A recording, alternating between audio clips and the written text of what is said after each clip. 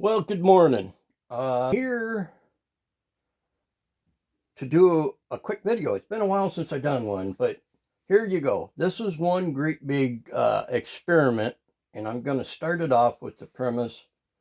Have you ever come across something that for most of your life you couldn't give a tinker's damn about, and then all of a sudden one day something clicks in your head and none of it makes any sense? Now, full disclosure, I've been shooting cap and ball revolvers since about 1976. So it's not something new to me, and it's not the first time I've ever dealt with this. But again, I was only using it as a cap and ball revolver and just went with what it was. And in this case, this is only pertaining to my 236. I can't speak on a Colt replica because I don't have one right now to do this with.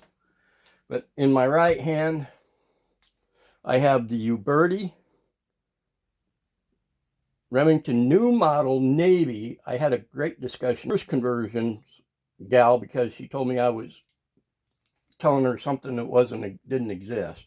And in my left hand is the Pieta belt model 36 caliber.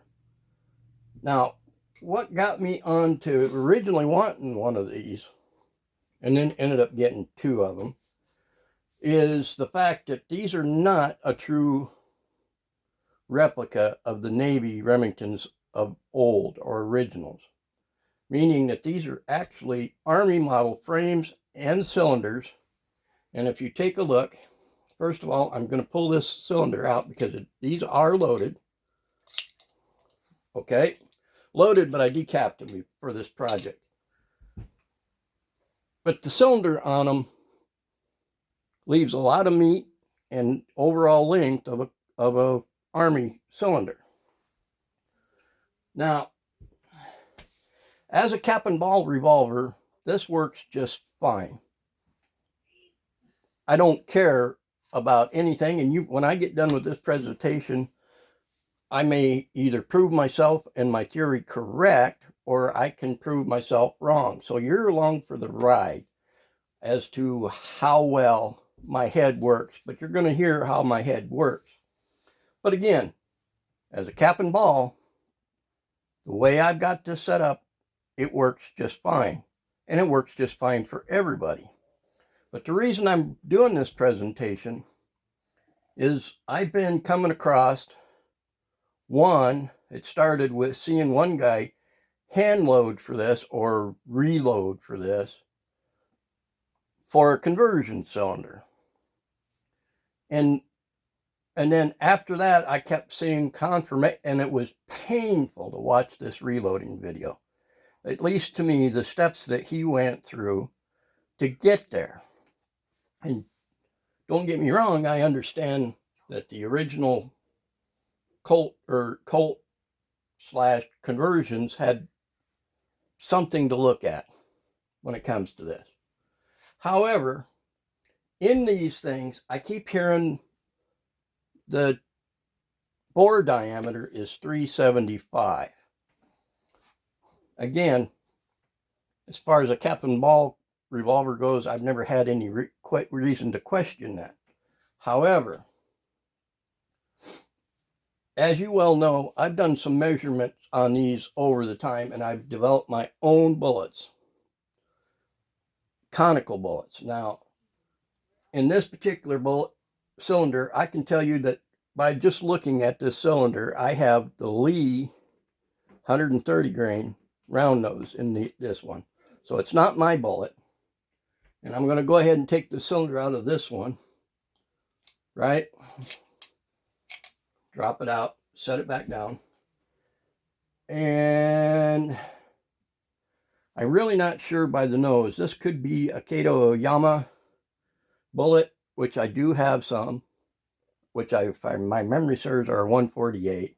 And then, just so you know, that's the Kato bullet there. I don't know if you can see it. Here's an example of one of the bullets I'm testing. This one is 130 grain.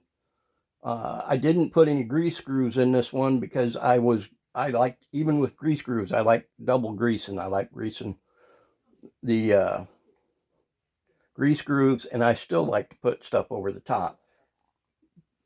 Doubling up, maybe, but in this case, this is similar to the Kato bullet. But again, it's getting close to the 136, 138 range for weight. I'm not going to get into specifics. But again, yes, it has a grease groove in it. And overall length is shorter than a Kato bullet. Now, here's the problem that I am presenting. So here you go. When I set up my tolerances for my bullets, I went through and measured cylinders. Now, cylinders or chambers were there on these cap and ball revolvers are inconsistent. For example, in a 44 caliber Remington, I've gotten anywhere from 450 or 446 as a cylinder diameter to 449. It is that inconsistent into them. So I searched or chose to go with bullets, heels that would be as tight tolerances as I could get it and still get it easily into it. And here's one of mine, and I'm 365. And this one says, whoop, this one actually, I'm reading 369. I don't know if you guys can see that or not. Oh, there it is, 366. That's what I'm getting on that one. Correct? With me? And that bullet just barely sneaks in there to set. This is the Kato bullet, and I get, if you can see it, I'm at 360.5. What's that mean to you or me? Well, here it is. If I take that 360 and I put it at the end of the barrel, it just barely slides in there. Doesn't mean anything. That's not a bore diameter. That just tells me it's tight against the lens, not a full groove size. I grab my own bullet right here, and it won't even begin to start in there into the bore. Now, again, why do I bring that up? Well, in the old days, we used to use a 375 round ball, and they shaved off just fine and shot just fine. Now, I haven't shot round ball in years, except for in my 31 calibers. So what I'm going to do is I'm already got this set up with a container for Uberti and one container for Pieta. And I'm going to introduce you to one of my favorite cap and ball tools. Can't tell you the brand name of it, but in it, it comes obviously with a handle, a jag, 3 screwdrivers, nipple remover, and it also comes with a brass punch so that you can punch out these bullets. So we're going to punch out one. Eventually, I think I'm going to punch them all out because I have been considering getting a conversion cylinder. So here we go. I'm going to put this thing together real quick. And we're going to remove a bullet from each one of these cylinders. So let's go. We're on the Pieta first. And in this case,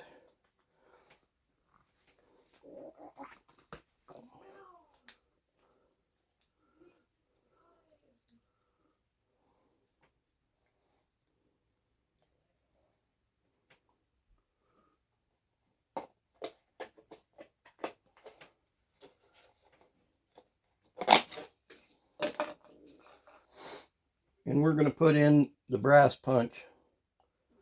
And when we punch this out,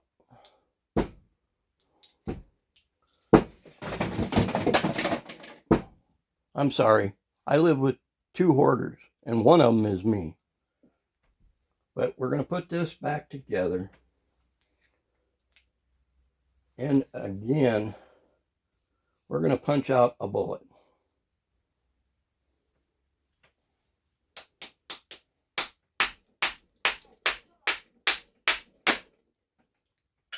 There she be, powder and all.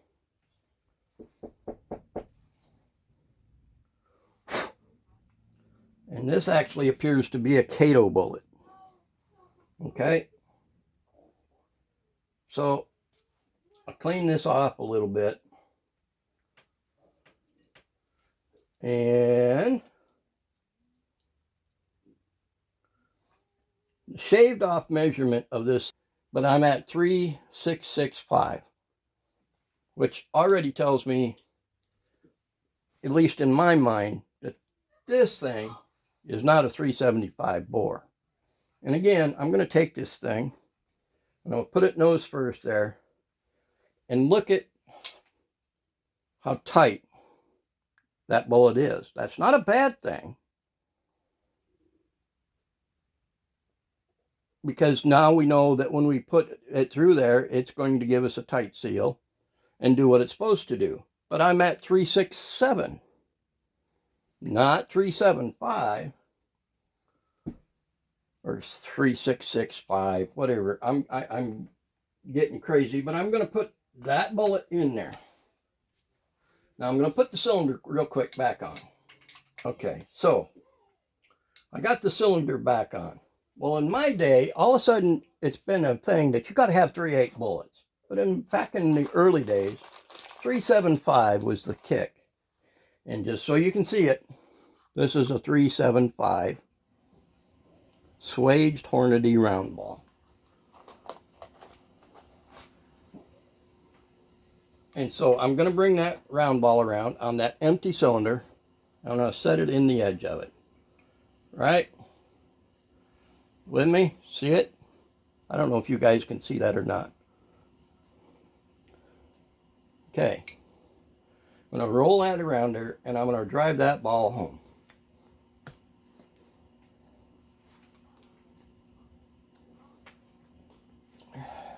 And for whatever reason, I'm not lined up correctly or whatever. I can't quite see. My vision gets the better of me these days. There. It's all the way in. Correct? We're going to close up the cylinder. Pull it back out.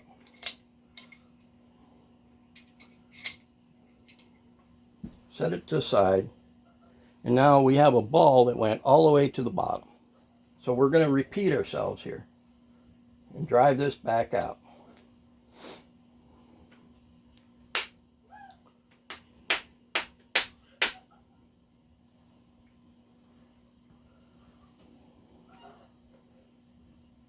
And you can see we shaved just fine and sized just fine there. You can see the band. And when we set that same bullet back at the muzzle, we now know that it's under 375. And we'll take a measurement here in a second to see what I got. But I would suspect it's the same as the other, less the bottom of the cylinder, because we did go clear to the bottom of the cylinder. But again, more than enough bullet there to fit the bore. And we're going to save this bullet as well because we're going to use it later. And on that bullet, round ball bullet, right now I'm getting 3.6.60. So if the bore is 375, we're making a big mistake. Something's wrong with this whole formula. Now, recently, I just watched a guy go through and go, my God, my cylinders are at 370. I'm going to bore them out to 375 to make it fit. And he could be right. That was with a Colt. But I don't know. At this point, none of this made sense to me. So, we're saving that bullet. We're saving that cylinder over there, because eventually I'm going to take them all out, because I do have intentions of getting a conversion cylinder. I haven't decided 100% if I'm going to go the gated conversion or if I'm going to go the old traditional style cylinder. Now, one of the things I've discovered in my other conversion cylinders, and again, these are the same size as an Army, that it has an interesting overall link capability in those conversion cylinders. That really gets me to wonder.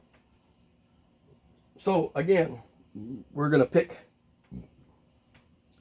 one of these chambers, and I have now, to keep my head straight, an Uberti cylinder. And I'm going to put that in there. And again, pull the musk or percussion cap nipple off. Put it in the Uberti box. Oh, by the way, Noosa, delicious, and very convenient little holders for doing projects like this. So now, again, I got compacted powder in there. It's not going to come out without digging it with a pick. And in this case, I'm going to take this brass and I set down my hand. Like, I hate old age and bad eyesight. I set things down all the time and then can't find them again. So here we go. We're going to do the exact same pace. Set that bullet, or set that into the cylinder, and we're going to drive it out.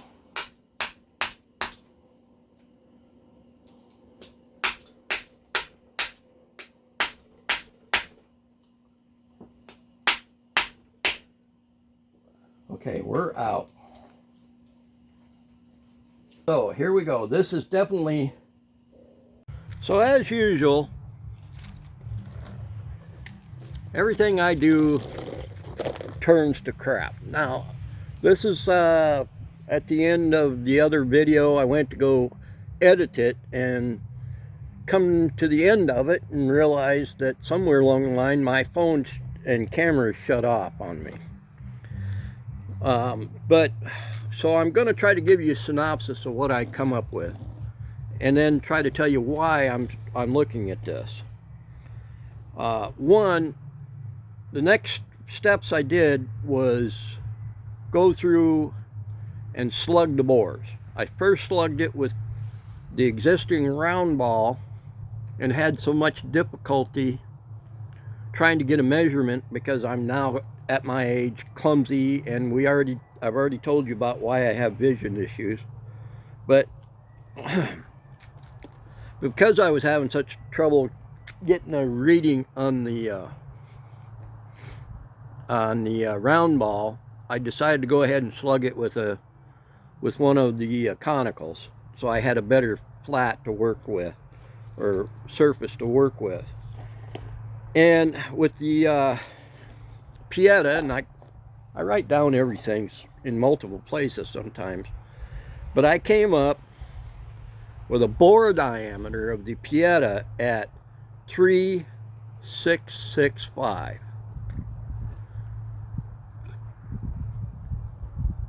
And I find that very interesting. That's a lot different than 375 bore. However, with the Uberti, I got completely a different result. And with the Uberti, I got a .3710. Again, not as big a difference as the Pieta, but definitely not 375 bore. Good God, hope I said that right too. Frustrated because find out half of your work and you edit half of your work and not all of it's there, you make mistakes. And I'm on that roll. But the whole reason I brought this up is I wanted to do conversion cylinders. And I kept saying what I told you about the problem with watching one guy do the hand loading, and all of a sudden in my head it just hit that 375 just didn't make sense. And if it was making as little sense as it did in my head, especially when you're looking at the Pieta with a 3,665 bore diameter, it came into my head, whether you understand it or not, that we've been overcomplicating, and when I say we, I've never hand loaded or reloaded for a cap and ball revolver before because I've always done cap and ball. But if we're worried about those things, at least right now, it's still a work in progress. All I know at this point is I've proven my point. They're not 375 bore. So I'm only 50% right in my synopsis, and I haven't done all my research to get there. But what I'm getting at is, in my world, we don't always resize our brass. Especially, like, say, in the high-powered world where I was custom hand-loading per rifle, we would only resize, in some cases, not all cases, but resize the neck. As long as it comes from that rifle that you're shooting it from, you're going to put it back in that rifle, and it works just fine. In this case, it's, of course, a pistol. It, too, doesn't necessarily have to be resized. So, the outside case diameter of a 357 or 38 special doesn't matter. SAMI spec says 371. Once fired, it's going to be slightly bigger. And in my head, I'm surmising that yes, I'm still going to have to use a heeled bullet to get there. However, when it comes to setting the bullet and putting a crimp to it, I don't have to work so hard to get there. Get what I'm getting at? Brass diameter finished would be 371. I can put a 368, 369, and in this case, actually I would have to go at least 372. But still, I should be able to slide over with my crimp die and set a crimp to it. Fairly simple. Now, again, one of the reasons it wasn't making sense to me is they kept saying I mean, it was everything. Buying a barrel liner, 375 to 357. And what I knew I had been getting when I was testing cylinders and testing the bullets that were coming out of it, to find a bore or a cylinder diameter, if it was 375, I would be just as inaccurate as a 358 or 357 bullet going up it. It would still be rattling down the bore. So those numbers weren't making any sense. But again, you can see it right there. I got 3665. And on the other one, 37. Talk about inconsistent. So I'm not asking anybody to do anything different than I am. I'm just sharing a thought process and an investigation into something. So I'm going to try making my own bullets to the diameter I want. In this case, I think I'm going to stick to 371. And try loading these without any of the extra steps or extra problems. This is where every time I'm asking for input from everybody. If you have interest, slug your barrel, see what you're getting. You might come up with a lot different answers than I am. But right now my answer is people have been overcomplicating this loading to get to the originals. I can't tell you what the original bores are from 1870. Can't do it. I can tell you what I got today with my revolvers. And that, just looking at that, just floors me that there's that much difference in the two. So with that, I'm going to try to wrap this up and at least get a video out. Thanks for coming by.